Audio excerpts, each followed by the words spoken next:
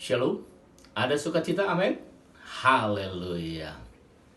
Bapak Ibu Saudara kasih dalam Tuhan, seri khotbah dengan tema zaman Nuh dan zaman sekarang, kita masuk pada bagian ke-8 dengan subtema Masuklah ke dalam bahtera, lanjutan dari bagian 7. Masuklah ke dalam bahtera. Mari kita baca Kejadian pasal 7 ayat 1. Kejadian 7 ayat 1, demikian firman Tuhan.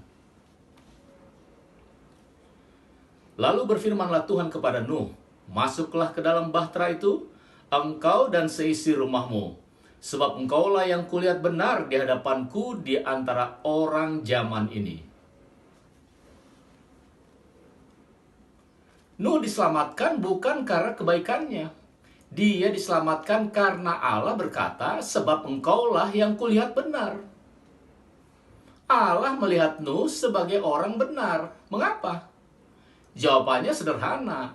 Hal itu dijelaskan dalam Kejadian 6 ayat 8. Tetapi Nuh mendapat kasih karunia di mata Tuhan.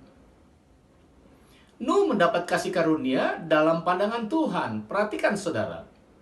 Pembicaraan ini dihubungkan dengan hal kebenaran. Dalam Ibrani 11 ayat 7 dikatakan, Nuh diselamatkan oleh iman. Karena iman, maka Nuh dengan taat mempersiapkan bahtera untuk menyelamatkan keluarganya. Saya harus mengulangi lagi, Nuh tidak diselamatkan karena dia baik. Tetapi sekalipun dia adalah orang yang baik, dia bukan manusia yang sempurna. Seperti yang Alkitab katakan dengan terus terang, bahwa Nuh pernah mabuk oleh anggur setelah air bah. Dalam Kejadian 9 ayat 20 dan 21 dikatakan, Nuh menjadi petani. Dialah yang mula-mula membuat kebun anggur. Setelah ia minum anggur, mabuklah ia, dan ia telanjang dalam kemah. Kita dapat memaafkan Nuh, mungkin dia telah melewati masa cobaan yang mengerikan dan berusaha untuk menghilangkan rasa takut dan mimpi buruk setelah melewati air bah dengan meminum anggur. Atau mungkin itu hanya sebuah ketidaktahuan. Nuh tidak tahu akibat yang menimpa dia jika ia meminum anggur terlalu banyak. Dalam kasus yang sama, Alkitab tidak menggambarkan Nuh sebagai manusia yang sempurna. Tetapi Nuh dibenarkan dari dosa. Dia tidak sempurna. Tetapi Nuh memiliki iman yang diberikan kepadanya oleh anugerah Allah.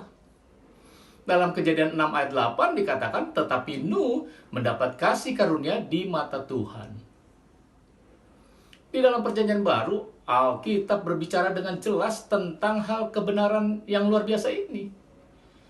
Mari kita baca Roma pasal 4 ayat 5 sampai 8. Roma 4 ayat 5 sampai dengan 8. Demikian firman Tuhan.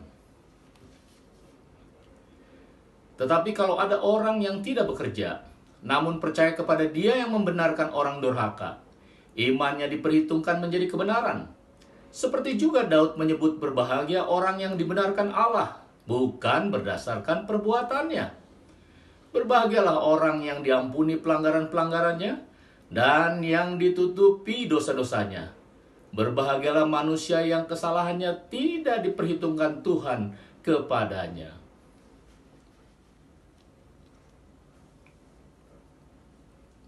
Ketika Tuhan berfirman kepada Nuh, sebab engkaulah yang kulihat benar di hadapanku di antara orang-orang zaman ini, Allah berkata bahwa Dia tidak melihat dosa Nuh karena kasih karunia yang telah diberikan kepadanya oleh iman.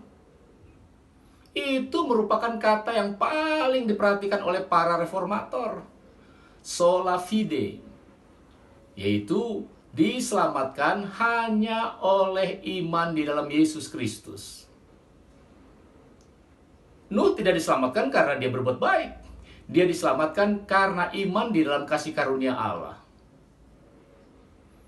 Sekarang melalui bahtera, ingat, bahtera itu bukan sebuah perahu yang dibangun untuk berlayar. Tidak. Dia hanyalah sebuah kotak yang besar dengan bubungan yang tertutup hitam seluruhnya. Ironisnya, Kesan yang dimiliki oleh kebanyakan orang Kristen tentang bahtera adalah kesan yang mereka dapatkan saat di sekolah minggu, yaitu kesan yang membuat bahtera itu seperti sebuah perahu. Bukan, saudara. Bahtera itu bukan dibuat seperti perahu agar dia bisa berlayar, bukan. Yang benar, bahtera adalah sebuah kotak besar yang dibuat untuk dapat tetap terapung di atas air, dan dibuat berdasarkan instruksi dari Allah sendiri. Dengan rancangan yang cukup besar, panjang bahtera itu 300 kubik. Jika 1 kubik sama dengan 45 cm lebih, betapa panjangnya bahtera itu. Supaya saudara mudah membayangkannya, panjang bahtera Nuh itu hampir 1,5 lapangan bola kaki. Hampir 1,5-nya lapangan bola kaki. Wow, luar biasa. Pertanyaan yang timbul adalah, bagaimana Nuh dapat membuatnya dengan bahan-bahan yang ada pada waktu itu? Saudara, kita bukan berhadapan dengan tukang kayu, tetapi lebih dari itu, kita berhadapan dengan orang yang sangat-sangat cerdas. Lihat, kecerdasan manusia di zaman sekarang ini datang melalui garis keturunan Nuh. Nuh tidak membuat sebuah kapal pesiar. Dia membangun sebuah bahtera untuk hidup, yaitu kehidupan manusia dan juga kehidupan binatang-binatang. Sebuah bahtera yang cukup untuk bertahan menghadapi badai hingga air bah surut dan berakhir. Jadi, bahtera itu sangat berbeda dengan sebuah kapal pesiar. Karena dalam bahtera ada ruang yang cukup besar. Kapal pesiar yang terkenal, Queen Mary yang tenggelam di Long Beach, Amerika, memang lebih besar panjangnya 2 kali dari bahtera Nuh. Tapi ruang di dalam kapal pesiar Queen Mary itu banyak mesin-mesin dan perlengkapan. Sementara di bahtera Nuh tidak ada mesin-mesin dan perlengkapan lainnya. Ini artinya ada ruangan yang cukup besar untuk manusia dan terutama untuk binatang-binatang di dalam bahtera Nuh. Betapa hebat dan bijaksananya Allah yang luar biasa, yang telah memperingatkan Nuh terhadap bencana yang akan datang. Sehingga dengan bahtera, Nuh dengan keluarga dapat berada di tempat yang tidak terkena oleh air bah. Sama seperti pada waktu Lot diselamatkan keluar dari Sodom dan Gomora sebelum api diturunkan dari langit. Tidak hanya itu, tetapi dengan bahtera yang memiliki ukuran yang sangat besar, sejumlah binatang dari segala jenis dan sejumlah burung-burung juga dapat dengan mudah dipindahkan tanpa harus memelihara mereka sedalam setahun di dalam bahtera. Luar biasa, haleluya. Nah, saudara, minggu lalu kita sudah belajar 3 hal tentang bahtera.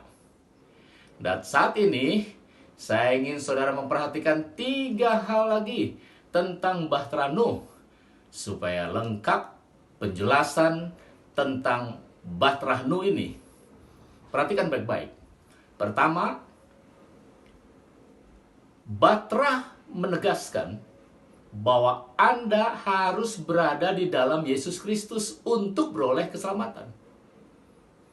Bahtera menegaskan bahwa Anda harus berada di dalam Yesus Kristus untuk beroleh selamat.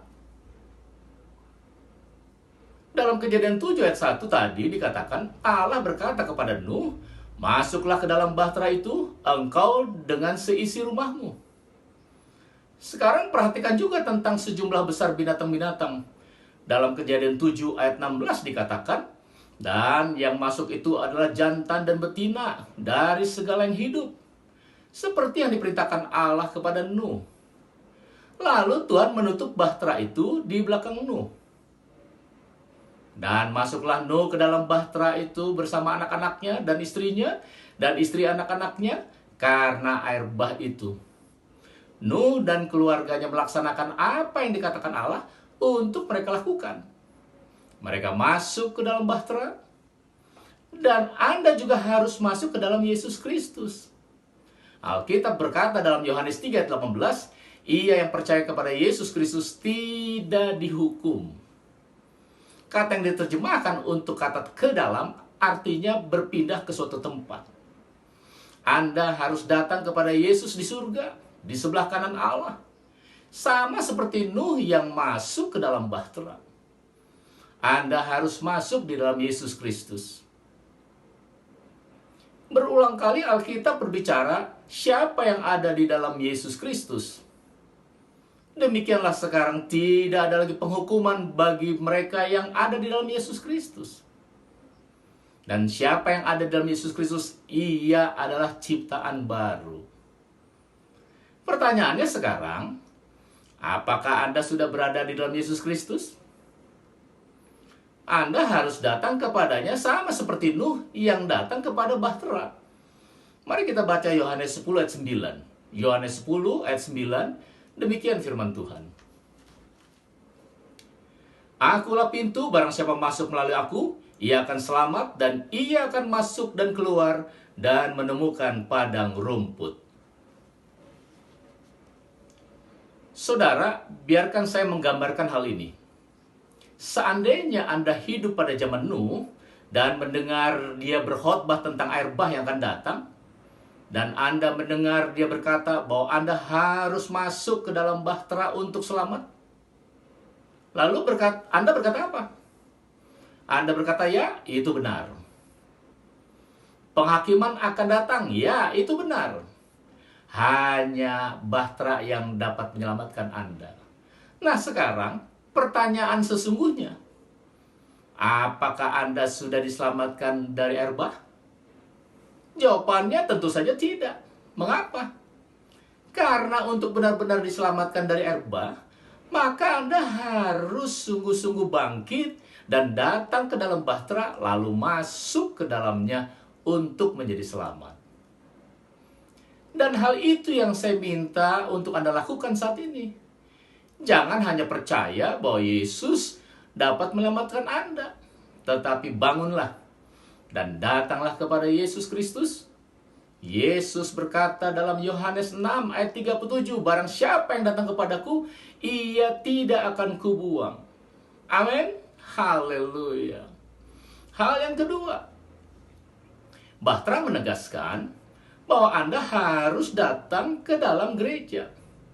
Bahtera menegaskan bahwa Anda harus datang ke dalam gereja. Saya menyadari bahwa banyak orang yang tidak akan setuju dengan saya. Mengapa?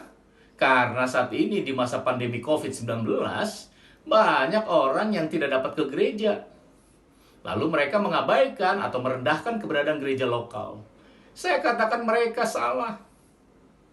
Perhatikan baik-baik. Bahtera Nuh adalah sebuah tipe dari gereja lokal di zaman Perjanjian Baru. Mari kita baca 1 Korintus 12 ayat 27 dan 28. 1 Korintus 12 ayat 27 dan 28. Demikian firman Tuhan. Kamu semua adalah tubuh Kristus dan kamu masing-masing adalah anggotanya. Dan Allah telah menetapkan beberapa orang dalam jemaat. Pertama sebagai rasul, kedua sebagai nabi, ketiga sebagai pengajar. Selanjutnya mereka yang mendapat karunia untuk mengadakan mujizat, untuk menyembuhkan, untuk melayani, untuk memimpin, dan untuk berkata-kata dalam bahasa roh.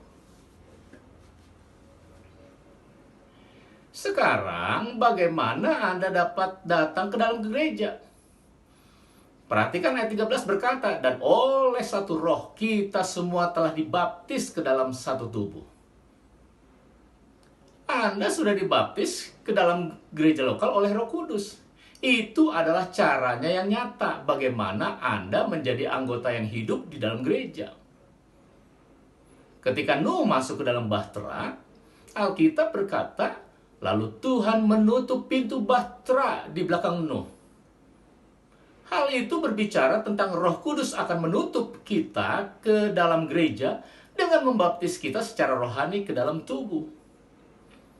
Ya, bahtera berbicara tentang kesatuan dengan gereja. Jika Anda tidak masuk ke dalam gereja lokal oleh Allah, Anda akan binasa dalam penghakiman. Dengarkan saudara, kita tidak berbicara tentang bangunan gereja secara fisik. Yang saat ini sebagian besar dari kita tidak dapat masuk ke dalamnya karena masa pandemi COVID-19. Tetapi kita sedang berbicara tentang diri kita yang telah masuk ke dalam persekutuan gereja lokal, di mana kita bersekutu bersama di dalam gereja. Jadi, sekalipun masih dalam masa pandemi COVID-19, kita tetap bersekutu dan bersekutu bersama-sama sebagai anggota gereja, yaitu tubuh Kristus, dengan cara ibadah online, dan seterusnya. Ingat, sebagai orang yang percaya kepada Yesus Kristus, kita harus datang ke dalam gereja. Hal yang ketiga, yang terakhir, Bahtera menegaskan bahwa Anda harus masuk melalui pintu yang sempit. Bahtera menegaskan bahwa Anda harus masuk melalui pintu yang sempit. Bagaimana Nuh masuk ke dalam Bahtera? Alkitab berkata, pasanglah pintu pada lambungnya. Yesus berkata, akulah pintu. Barang siapa masuk melalui aku, ia akan selamat. Nuh masuk melalui pintu ke dalam Bahtera. Anda harus datang melalui Yesus, masuk ke dalam keselamatan. Yesus berkata dalam Matius 7 ayat 13, masuklah melalui pintu yang sesak itu. Mari kita baca Lukas 13 ayat 24. Lukas 13 ayat 24. Demikian firman Tuhan. Jawab Yesus kepada orang-orang di situ, berjuanglah untuk masuk melalui pintu yang sesak itu. Sebab aku berkata kepadamu, banyak orang akan berusaha untuk masuk, tetapi tidak akan dapat. Saudara, hal itu secara tepat terjadi pada zaman Nuh. Dalam Kejadian 7 ayat 4 dan 10 dikatakan, sebab 7 hari lagi aku akan menurunkan hujan ke atas bumi.